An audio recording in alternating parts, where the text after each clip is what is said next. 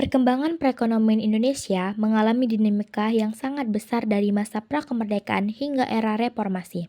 Setiap periode memiliki tantangan dengan kebijakan ekonomi yang berbeda yang membentuk fondasi ekonomi Indonesia saat ini. Ciri-ciri ekonomi prakemerdekaan, ekonomi kolonial. Pada masa penjajahan Belanda, ekonomi Indonesia diarahkan untuk kepentingan kolonial, sistem tanam paksa, dan perkebunan besar dikelola untuk ekspor komoditas seperti kopi, tebu, dan teh.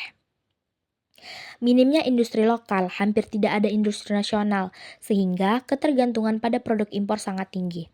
Dampaknya, ketimpangan ekonomi antara pribumi dan kaum kolonial. Infrastruktur dibangun hanya untuk mendukung ekspor hasil bumi, bukan untuk kesejahteraan rakyat. Masa pasca kemerdekaan, Orde Lama tahun 1945 sampai tahun 1966. Kebijakan ekonomi. Nasionalisasi aset. Pemerintah mengambil alih perusahaan milik Belanda. Ekonomi terpimpin. Presiden Soekarno menerapkan sistem ekonomi terpimpin di mana negara memegang kendali utama atas perekonomian. Inflasi tinggi, terjadi hiperinflasi akibat pembiayaan perang dan pembangunan tanpa dukungan ekonomi yang kuat. Tantangannya, krisis pangan dan kebutuhan pokok, ketergantungan pada bantuan luar negeri. Orde Baru tahun 1966 sampai 1998. Kebijakan ekonomi, stabilisasi dan rehabilitasi ekonomi. Pemerintah Orde Baru di bawah Soeharto fokus pada stabilisasi ekonomi. Dampaknya, pertumbuhan ekonomi tinggi dan penurunan angka kemiskinan. Sejarah perkembangan perekonomian Indonesia pada masa pra-kemerdekaan sangat dipengaruhi oleh kebijakan kolonial Belanda yang bertujuan menguntungkan negara penjajah. Pada masa ini, ekonomi Indonesia didominasi oleh sistem yang mengeksploitasi sumber daya alam dan tenaga kerja pribumi untuk kepentingan ekspor komoditas seperti kopi, teh, gula, dan rempah-rempah. Salah satu kebijakan utama adalah sistem tanam paksa. Sistem ini diwajibkan petani menanam tanaman ekspor di sebagian lahannya dan menyerahkan hasilnya kepada pemerintah kolonial. Akibatnya, rakyat pribumi sering mengalami penderitaan karena lahan yang seharusnya untuk pangan dialihkan ke tanaman ekspor, menyebabkan kelaparan dan kemiskinan. Selain itu, Belanda menerapkan sistem monopoli perdagangan melalui VOC sejak abad ke-17 yang mengontrol produksi dan distribusi rempah-rempah, serta membangun jalur kereta api dan pelabuhan yang lebih menguntungkan kepentingan kolonial daripada rakyat Indonesia. Pada akhir abad ke-19, sistem tanam paksa mulai dihapuskan dan digantikan oleh sistem ekonomi liberal yang membuka peluang bagi pemodal swasta, terutama Belanda dan Eropa, untuk mengembangkan perkebunan besar di Jawa dan wilayah lain. Penduduk pribumi mulai menyewakan tanahnya kepada swasta dan bekerja sebagai buruh perkebunan. Masa ini ditandai dengan pertumbuhan ekonomi perkebunan yang pesat meskipun ketimpangan sosial dan ekonomi tetap tinggi. Secara keseluruhan, ekonomi prakemerdekaan Indonesia sangat bergantung pada ekspor hasil bumi dan struktur ekonomi dengan eksploitasi besar terhadap rakyat pribumi yang meninggalkan warisan ketimpangan dan ketergantungan ekonomi hingga masa kemerdekaan.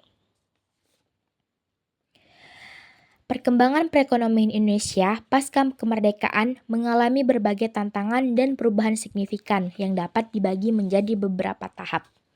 Pertama, masa awal pasca kemerdekaan tahun 1945 sampai tahun 1955.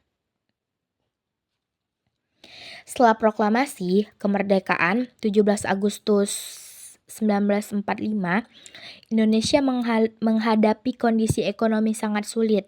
Inflasi sangat tinggi disebabkan beredarnya 3 jenis mata uang.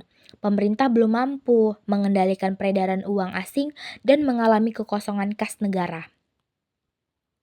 akibat perang dan blokade ekonomi Belanda yang memutus ekspor-impor Indonesia. Blokade ini sengaja dilakukan Belanda untuk melemahkan kondisi sosial ekonomi Indonesia.